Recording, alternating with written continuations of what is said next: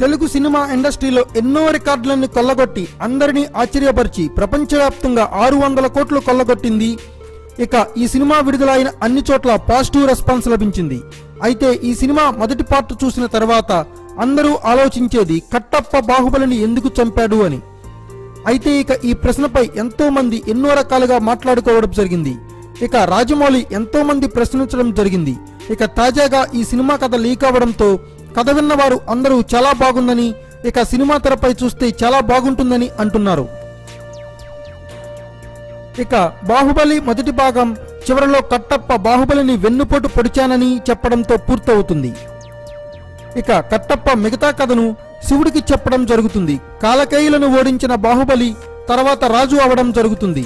మరొక వైపు తన కన్న కొడుకునికి అన్యాయం జరిగిందని బాహుబలిపై ఎంతో కోపంగా ఉంటాడు బిజ్జల దేవుడు. బాహుబలి రాజ్యాధికారం తీసుకోవడంతో ప్రజలు ఎంతో ఆనందంగా తమ జీవితాన్ని గడుపుతూ ఉంటారు. అయితే మహిష్మతి రాజ్యానికి చేరువలో ఉన్న కుంతలపై చిన్న చిన్న రాజ్యాలు దండెత్తుతూ ఉంటాయి. కుంతల రాజ్యాన్ని దేవసేన పాలిస్తుంది. తను చెప్పిందే మాటగా అందరూ ఆమెను అనుసరిస్తారు. శత్రువులను ఒంటి చేత్తో మట్టుపెట్టే రాణిగా పేరు ఉంటుంది. అనుకోకుండా బాహుబలి దేవసేనను చూసి ఆమెతో ప్రేమలో పడతాడు. ఇక ఈ విషయం తెలుసుకున్న రాణా కూడా దేవసేనను చూసి ఇష్టపడతాడు. ఈ విషయం తెలుసుకున్న బిజ్జల దేవుడు తన కుమారుణ్ణి పెళ్లి చేసుకోవాల్సిందిగా వర్తమానం పంపగా దేవసేన అందుకు నిరాకరిస్తుంది. ఇక బిజ్జల దేవుడు శివగామితో నా కొడుకుని రాజును చేయలేదు, ఇప్పుడు వాడు ఇష్టపడిన అమ్మాయినే బాహుబలి ఇష్టపడుతున్నాడు, నా కొడుకుకి న్యాయం చెయ్యి అని అడగ్గా శివగామికు ఏం చెయ్యాలో అర్థం కాదు.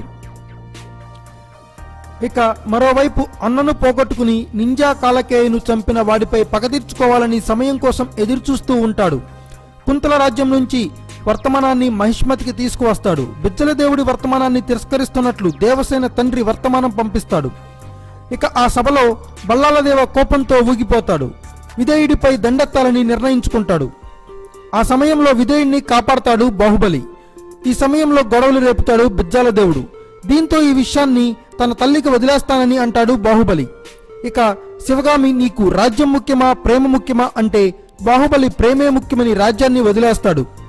ఇక రాజ్యం విడిన బాహుబలి అడవులకు వెళ్లిపోతాడు.